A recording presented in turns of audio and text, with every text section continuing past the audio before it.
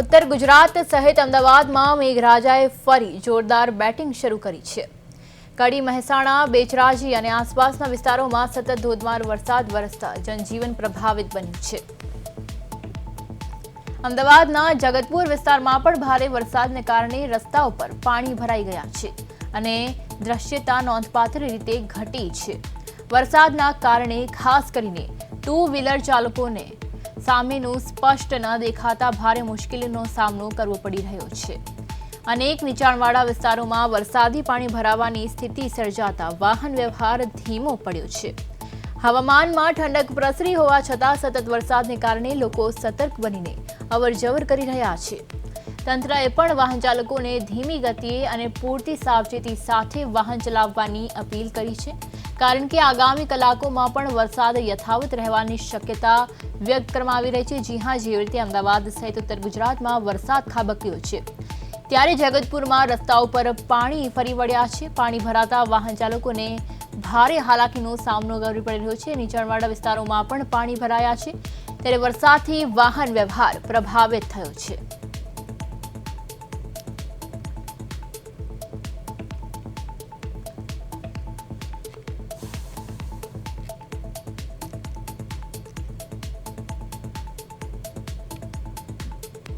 હવામાન વિભાગ દ્વારા આગાહી કરવામાં આવી હતી કે 27 તારીખ બાદ જે છે તે ચોમાસું બેસવાનું છે ને ખરેખર જે વરસાદ જે છે તે મેઘરાજા જે છે તે લેટ પડ્યા હતા અને 7 દિવસ બાદ 27 તારીખથી લઈને 7 દિવસ બાદ જે છે 3 તારીખથી જે સતત વરસાદ વરસવાનું જે છે શરૂ થઈ ગયું છે। અત્યારે હું બતાવવાનો પ્રયત્ન કરીશ જગતપુર રોડના કે જે ગોદરેજ ગાર્ડન સિટી પાસે આવેલું છે, મની પ્લાન્ટ જે હાઈ સ્ટ્રીટ છે ત્યાંના દ્રશ્યો બતાવવાનો પ્રયત્ન કરીશ કે જે રીતના લોકો અહીંયા જે છે તે ટુ વ્હીલર વાહન ચાલકો હોય તે પણ અહીંયા આગળ જોવા માટે ક્યાંક ને ક્યાંક તેમને પણ મુશ્કેલી પડી રહી છે। અત્યારે જે રીતના ટ્રાફિક જામના પણ દ્રશ્યો સર્જાય છે, પાર્કિંગની સમસ્યાઓ પણ અહીંયા સર્જાય છે। વાત કરીએ તો વરસાદ જે રીતના અહીંયા વરસી રહ્યો છે, સતત જે છે 2-2.5 કલાકથી અહીંયા વરસાદ વરસી રહ્યો છે। લોકોને અહીંયાથી જોવામાં પણ આગળ જોવામાં પણ જે છે ટુ વ્હીલરોને તકલીફ પડતી હોય છે। જે રીતના વાત કરીએ તો ઘણી બધી અમુક વિસ્તારો જે છે કડી હોય, મહેસાણા હોય, ગાંધીનગર હોય તેમાં પણ મોટી માત્રામાં પાણી ભરાવાની સમસ્યાઓ જોવા મળતી હોય છે। જે પાણી ભરાવાની સમસ્યાઓ જે છે તે વાત કરીએ તો તેમાં પણ ઘણી જ બધી જગ્યાઓ જે નીચાણવાળા વિસ્તારો છે તેમને પણ હીરાભાઈ સોલંકી દ્વારા જે છે તેમને પણ જે છે સારવાર અર્થે ખસેડવામાં આવ્યા હતા ને તેમને પણ જે મોટી જે નાની જગ્યાઓ જે છે અને મોટી જગ્યાઓ છે તેમાં પણ જે નાના લોકો જે રહેતા હતા, રોજ કમાઈને રોજ જે ખાવાવાળા લોકો જે રહેતા હતા તેમને પણ જે જગ્યાઓ જે છે ત્યાંથી નીચાણવાળા વિસ્તારો હોય ત્યાં જે પાણી ભરાઈ ગયા હોય ત્યાંથી પણ હીરાભાઈ સોલંકીએ જે છે ત્યાંથી જે છે લોકોને ત્યાંથી હટાવવાના આવ્યા હતા અને તેમની પણ મદદરૂપે આવ્યા છે।